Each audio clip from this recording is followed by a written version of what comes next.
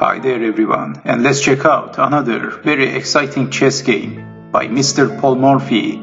And in this chess game, Paul Morphy is playing with the white pieces, and his opponent is A Seguin. So this game was played in 1858 in Paris, and Paul Morphy was playing this game without seeing the board.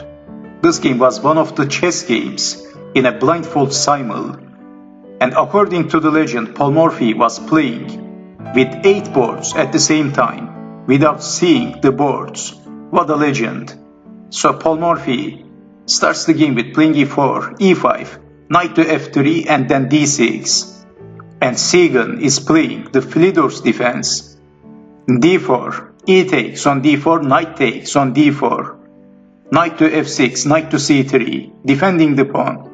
Bishop to e7, bishop to d3, and Seguin castled. Paul Morphy played f4, c5, attacking the knight, knight to f3, knight to c6, and also after this move, Paul Morphy castled. Bishop to g4, pinning the knight, bishop to e3, a6, a4, h6, h3, attacking the bishop, so bishop takes on f3, and then queen takes on f3, knight to b4, rook from a to d1, queen to c7, b3, and knight takes on d3, pawn takes knight, rook from f to e8, d4, queen to c6, and Paul Morphy captures the pawn, d takes on c5, and then e5, attacking the knight, and opening the diagonal, and attacking the queen. So Seguin wants to simplify the game, and he captured the queen. Queen takes on f3, rook takes on f3, and then saving the knight. Knight to h7, rook to d7, and Paul Morphy is infiltrating on the 7th rank. A very important move by Paul Morphy. And also Paul Morphy is attacking the pawn on b7, so defending with the rook. Rook from a to b8, and then knight to d5. Paul Morphy is attacking the bishop, bishop to f8, and believe it or not, but without seeing the board, Paul Morphy is already crushing his opponent. Well, in this position, there is not much squares for the bishop.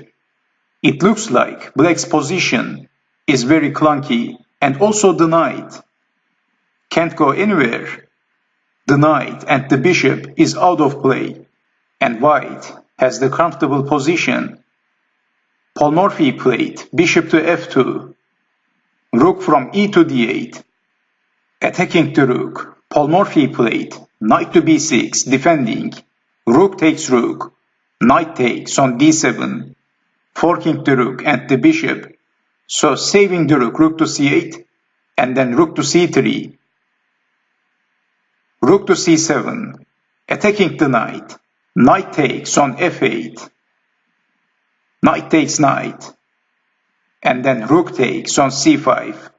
And finally, Paul Morphy is getting the extra pawn. Paul Morphy is a pawn up, and Morphy is winning.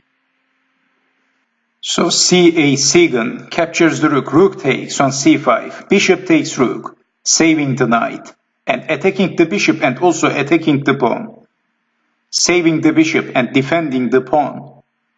g6, g4, knight to d8, king to f2, knight to c6, king to e2. Paul Morphy wants to activate the king. b5, a takes on b5, pawn takes pawn, king to d3, king to f8, bishop to c5. That's check, king to e8, king to e4, king to d7, king to d5, knight to d8, f5, pawn takes pawn, g takes on f5, h5, bishop to b6. Well, Paul Morphy's plan is very simple. Paul Morphy wants to get rid of the knight. And as you can see, Paul Morphy is a pawn up. So after getting rid of the knight, this would be a much more easier endgame for white.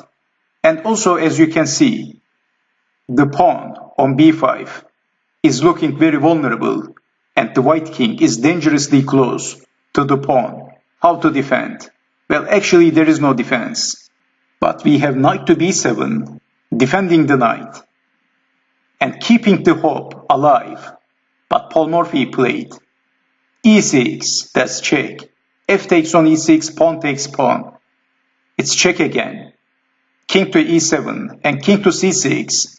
Paul Morphy is attacking the knight. And where is the knight going?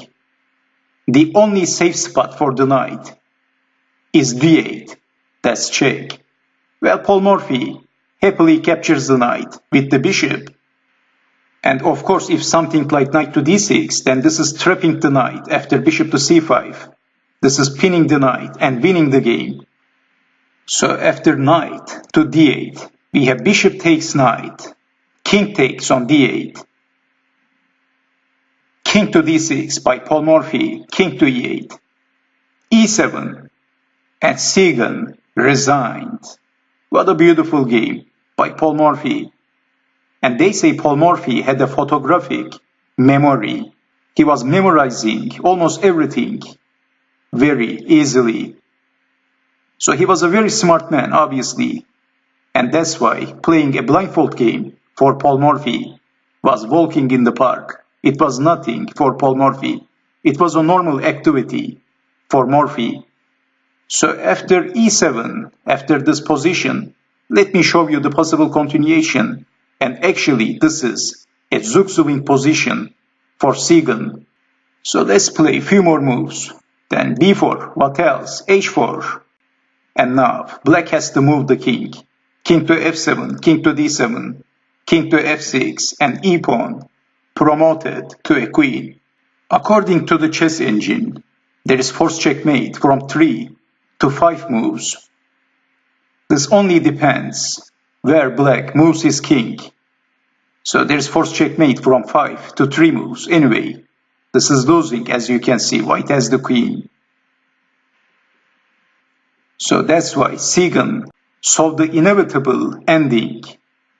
And that's why, after Paul Morphy played e7, he resigned. And another very beautiful and a very instructive chess game by Paul Morphy. So I hope you have enjoyed watching this video. And I hope to see you next time. Take care and bye bye for now.